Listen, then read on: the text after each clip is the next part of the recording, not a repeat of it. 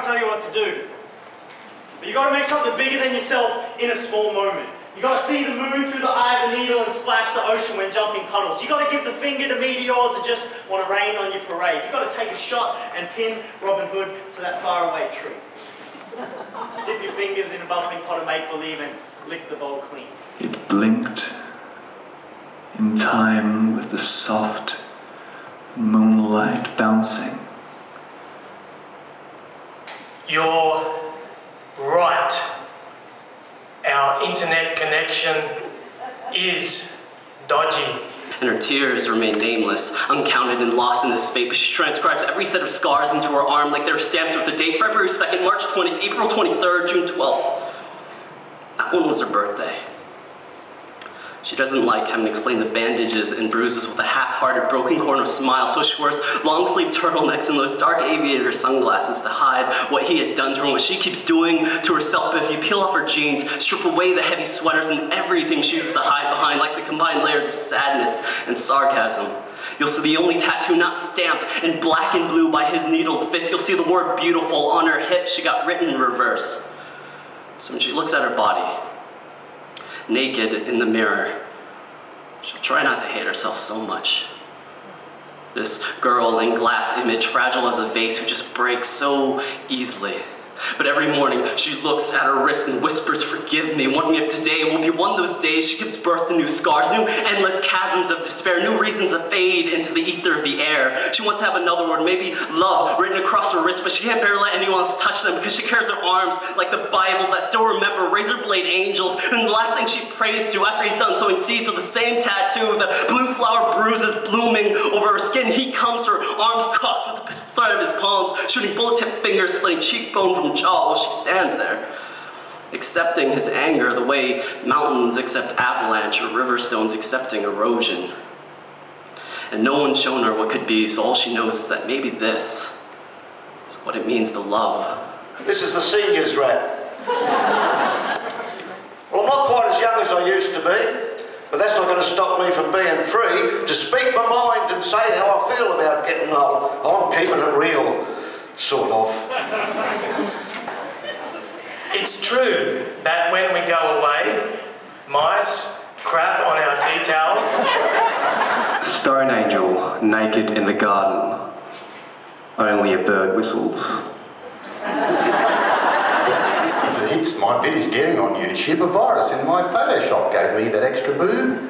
It got me on the Winfrey Show. That's Oprah on the right. Pics of me with Charlie Sheen. It really was a night. Unlike the city men in their shiny cars, smiles shiny with rampant ignorance stifled only by their neckties, 21st century emblems of slavery and the gods of consumerism, these country ring-ins will astrologize you. Ply you with organic fine wine after dinner talk, tantric promises, Buddhist chants, yogic flattery as foreplay, I am your guru, goo-goo-goo-joo. But they all end up in the same place, men.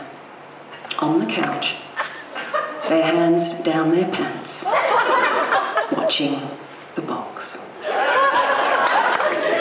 And Channel 7 dies completely in any sort of wind. Powerful the night sky stretching to his days and the slow magic in his ways.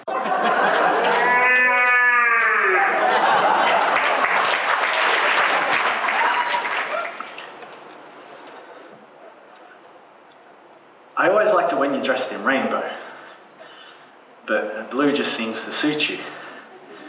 And I even like it when you get real mad and destroy like whole cities and stuff. And I spoke to Brisbane last year and Brisbane said it's sorry, so no more tears, hey? Sky, it's just you and me. Mistletoe. I kiss the familiar lips of a beer bottle. The chaos entwined with beauty, the insanity distilled in crotchets and staves, the dancers slaves to the orchestral slaughter. The riot began soon after, the eldest amongst the listeners storming out, cursing the excess of musical innovation, whilst their younger brethren stood and booed.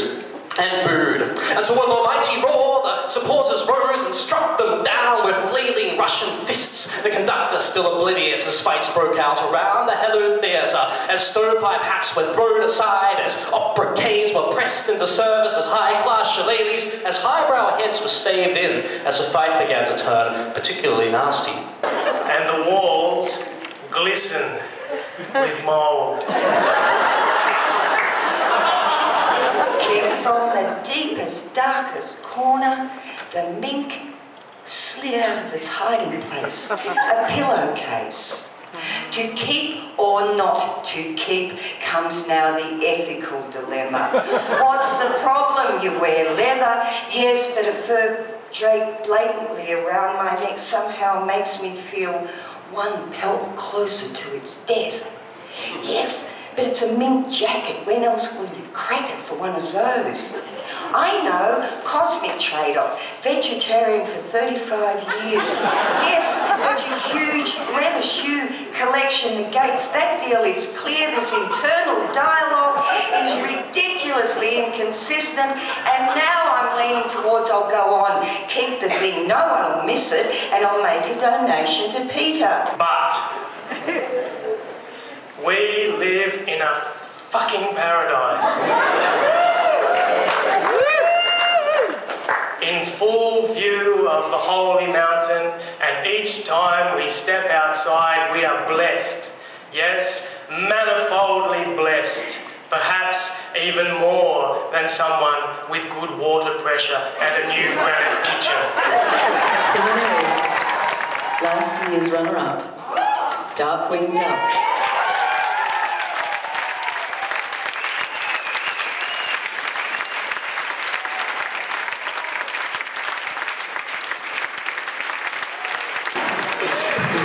Crazy. This is crazy. Crazy. What the hell? Okay, yeah, thanks.